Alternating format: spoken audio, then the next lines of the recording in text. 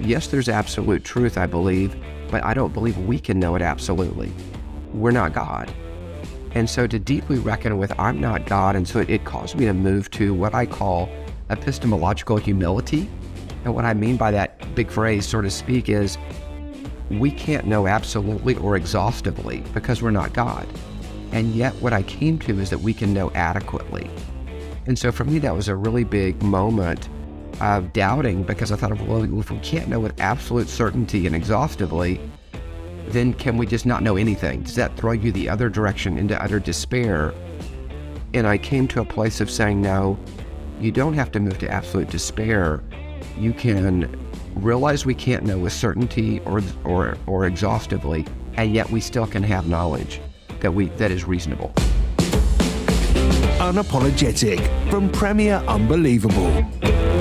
Well, Bruce Miller, it's an absolute pleasure to have you on the show today. And we're going to talk about your brilliant book, The 7 Big Questions. But before we dive into some of those big questions, would you just say a little bit about who you are, who's Bruce Miller, what's your experience of these questions? Just tell us a little bit about yourself before we go into the specifics. Sure. And Ruth, thank you so much for the honor of inviting me to be here and being on your show. And it really is a delight to share this time with you. I am married to my wife, Tamara. We've been married for almost 40 years. We have 5 kids and amazingly now 9 grandchildren. Wow. The youngest is just a couple of months old. And God's given me the privilege of founding a church in Texas that I love being the pastor of.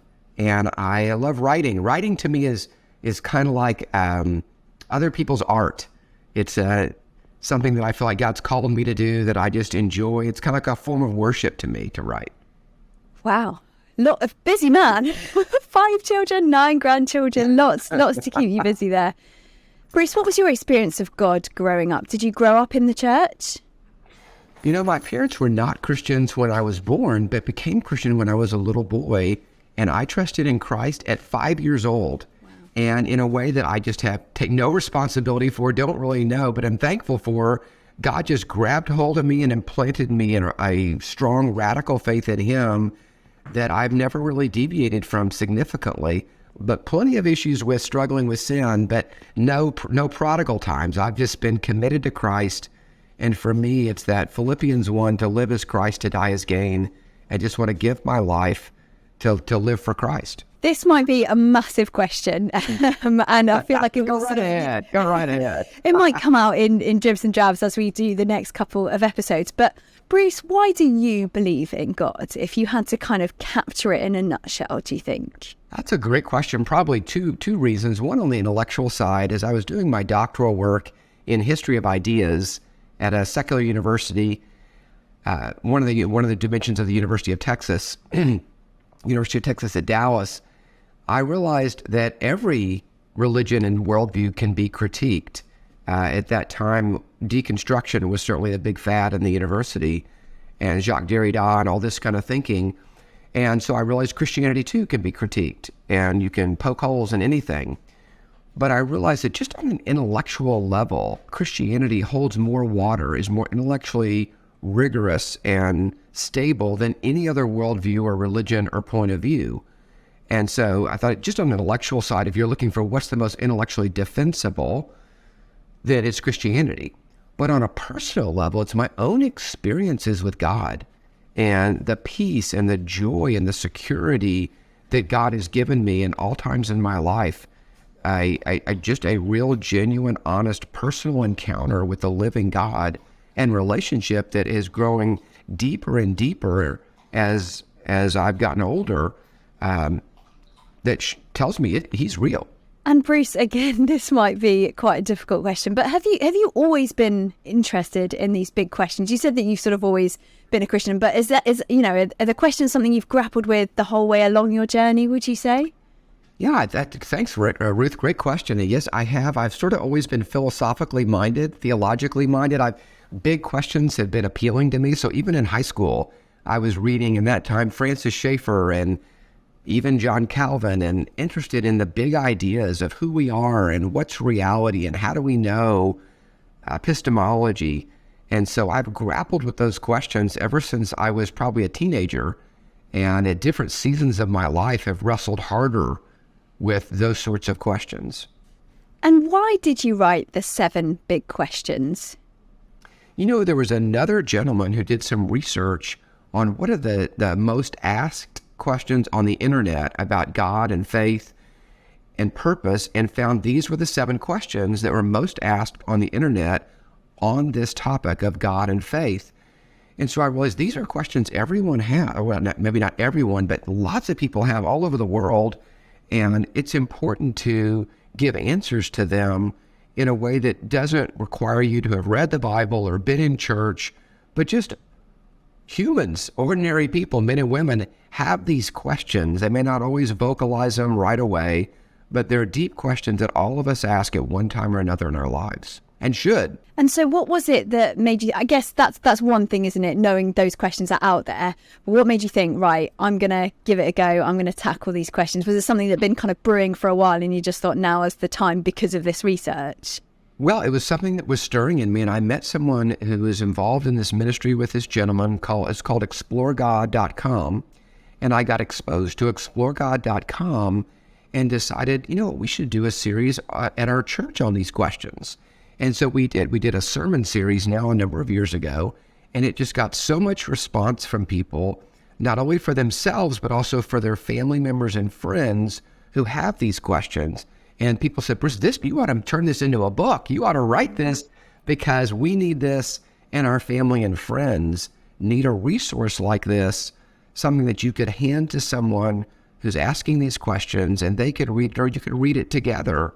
And so that's really what sponsored it, is just real questions from real people and providing a help for folks. So I guess the obvious question is, what are those 7 questions, Bruce?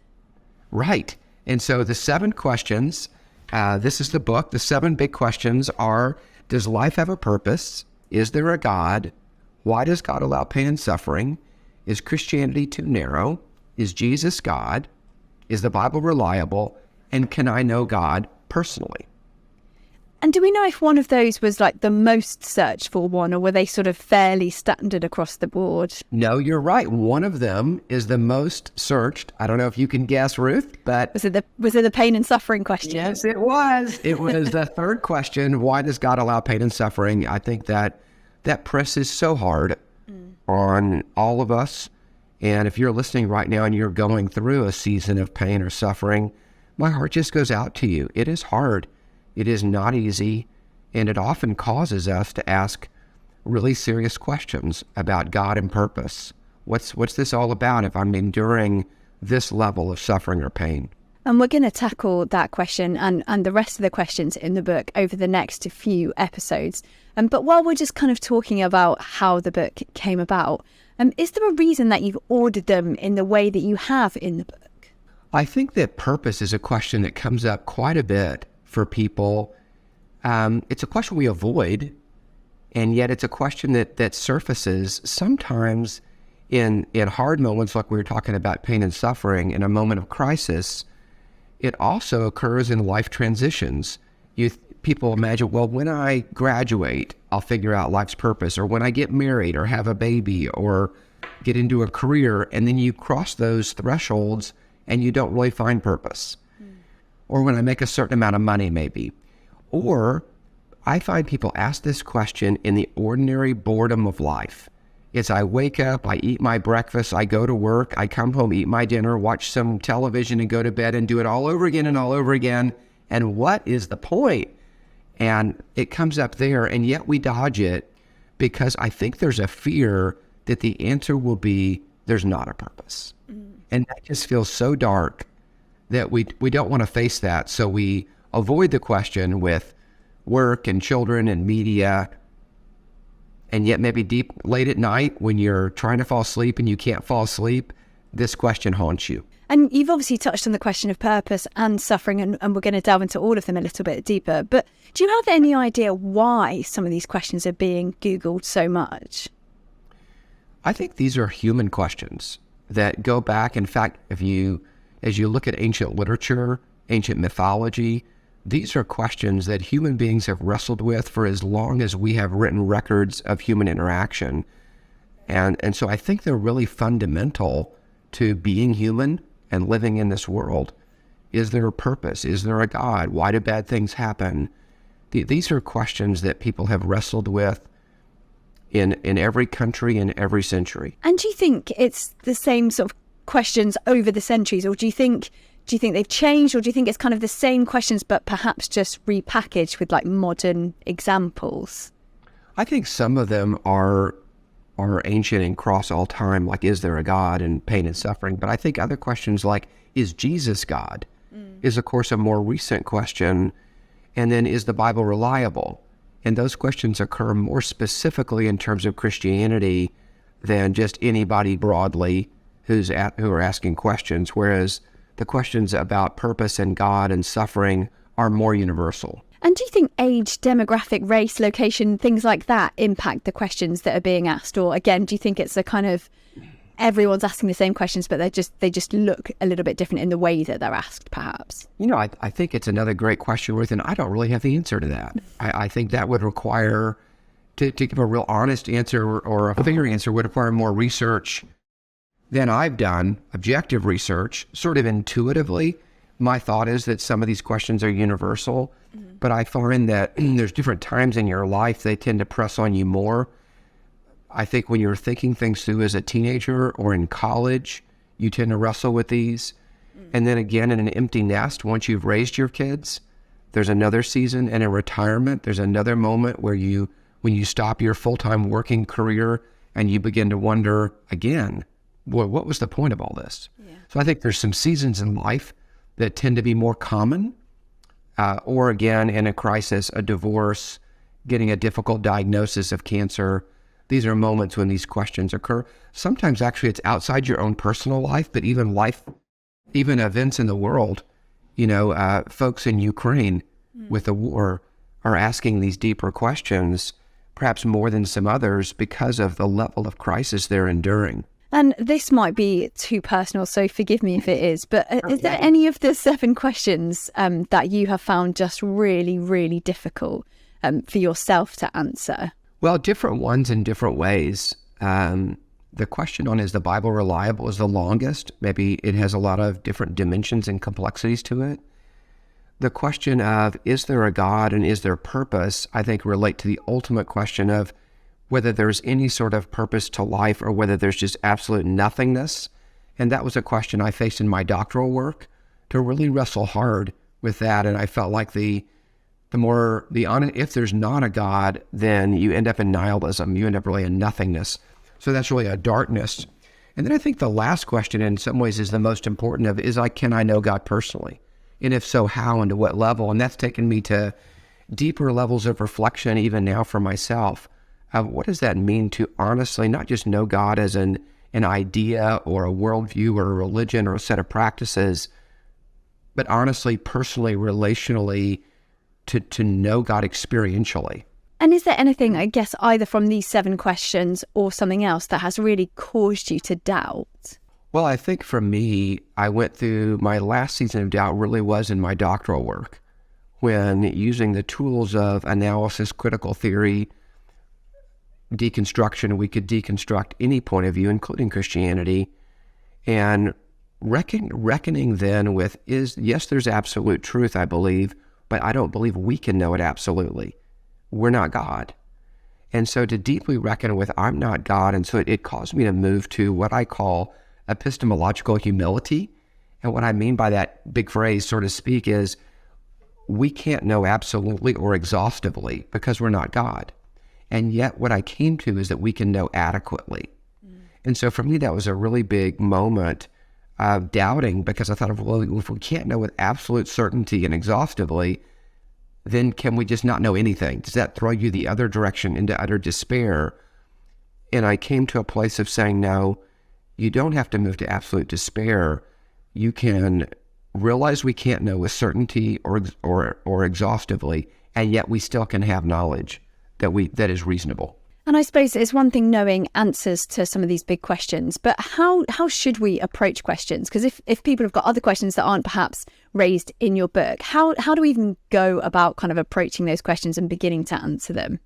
Yeah, that's a great question. That's one of the aspects of this book and approach, is to say, let's embrace questions. Let's embrace doubt. Let's don't run from it out of fear or a sense of anxiety that maybe there won't be a good answer. But rather, I believe we should run to questions and raise our doubts and take a hard look at them. So like with parents, with children, I encourage you, don't shut your kids' questions down, but actually ask them. And I'd say to Christians, a lot of times it's common in a church setting to feel uncomfortable asking one of these questions. And yet most of us as Christians have these questions, or one or two of them at one time or another in our life. But to say, I'm not sure the Bible's reliable, or I'm not sure Jesus is God, or I'm not even sure God exists, feels like I'm being a bad Christian or not a good church member. And yet, one of the messages I want to send is, no, it's good to ask these questions. Don't be afraid, don't be ashamed, but go ahead and ask the question and seek the answers, because my encouragement is you're actually going to find out there are good answers, and there are people who have thought these questions through, and you'll find you're not going to end in despair. Well, let's do as you say. Let's embrace some of those questions, and let's kick off with that first one. Does life have a purpose? I guess the first thing I wanted to ask you about this is, do you think you would answer that question differently? Does life have a purpose? For a Christian and a non-Christian, would you kind of have a different answer or a different approach depending on who you were talking to, do you think? I might have a different approach, but I would not have a different answer in the end. Mm-hmm. So what would, I mean, obviously you've got a whole chapter on in the book, but if you kind of put it into a nutshell, what would your answer be? Well, I guess what would the approach be to each of them? And then what would be kind of the overall answer? Yeah, you want me to give away the whole chapter just in 1 minute here? Absolutely. I think a good approach is to ask questions. When you're in a dialogue with someone else, I find that we often try to speak more than we should, and I think listening and asking questions, and really out of a genuine curiosity to know what the other person is thinking. Sometimes an approach to asking questions is an approach to trap the other person, that you're actually asking questions in a way that is somewhat aggressive, putting the other person in a corner. But I think rather to ask questions out of a heart of love and concern and curiosity. What do you think, and why, and how did you come at that conclusion? Because you really care about the other person, not because you're trying to win an argument. And so in doing that, I find that in asking questions about purpose, most people quickly come to an end. And maybe they've tried different approaches to finding purpose in life and found that there isn't one. I find that people are surprised to learn there's an entire book in the Bible about this question, which is the book of Ecclesiastes. And on this question, I think as you ask, does life have a purpose? As you ask questions about it and begin to explore it, where it often ends is what the author of Ecclesiastes, where he ended, which many people think was Solomon, although we're not sure. And in fact, people are often surprised to discover that his answer was meaningless, or vanity in the old King James Version, that there is no meaning, which is a bit of a shocking statement that that's in the Bible, that he would come to that point. And I think as you're talking with someone, especially who's not a Christian, it's actually good to get to that place of, well, does making more money lead to purpose? Well, no. Well, what about achieving a higher and higher level in your industry, that you rise higher and higher? Well, no, that's not it. Well, having children, raising them, no, that's not it. And so when you look at Solomon, sometimes people wonder, well, if I just had enough money or opportunity, I could find purpose. You don't. So Solomon was the wealthiest man of his day and the most powerful man. So he actually had the opportunity to try it all. And he did. He tried every kind of pleasure, building project, all kinds of power. And in the end, he said, no, none of it is really bringing meaning. Even the study of wisdom itself, learning more and more, he was the wisest man who lived at the time, still meaningless. And I think to really reckon with that is challenging and important. But then you sort of make the differentiation in the book, don't you, about that phrase, under the sun? That's right. A lot of people miss that, not as often as the word meaningless, but very often Solomon uses the phrase under the sun. And I hadn't seen that at the first in studying Ecclesiastes, but I realized he's giving us a big clue. Here's a big hint that yes, in this life, if you're only looking at this life, Friedrich Nietzsche, the nihilist, the existentialist, are correct. There is no meaning. You end in nothingness. And if you're only looking in the frame of this life on this earth, under the sun, so to speak. And so the hint Solomon's giving us is that the only place to really find meaning is above the sun. Above the sun, we have to look at a longer frame than just this life. There's another interesting, artful, poetic phrase in the middle of the book. He says, God has set eternity in our hearts. What an interesting phrase.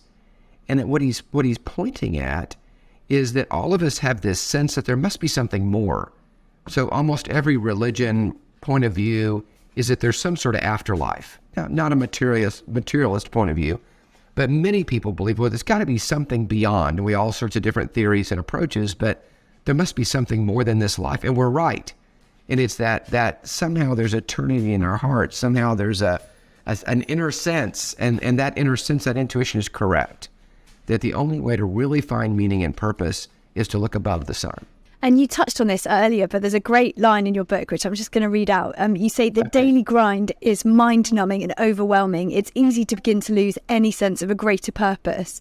I think, as you say, that just kind of sums up how a lot of people feel, Christians and non-Christians.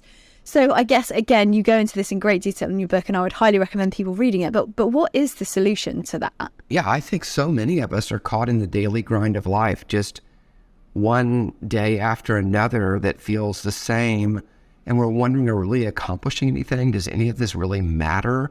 Which leads us to anti-anxiety medicines, antidepressants, or just numbing ourselves with alcohol or marijuana, or numbing ourselves with sports or media or video games or something to just not think about it. And my encouragement is, no, it's worth pausing the screen to stop and think about it. And otherwise, you don't really ever live a life full of meaning and purpose and fulfillment.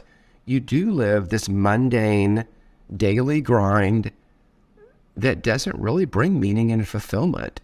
And so I would encourage you, if you're asking this question, or if it's crossed your mind, yeah, it's worth stopping to think about it, read about it, ask questions about it, engage somebody in dialogue about it in a serious way, not in an argumentative way. But hey, these are questions that it's really worth taking time to wrestle through and think through for yourself, not just accept someone else's answer.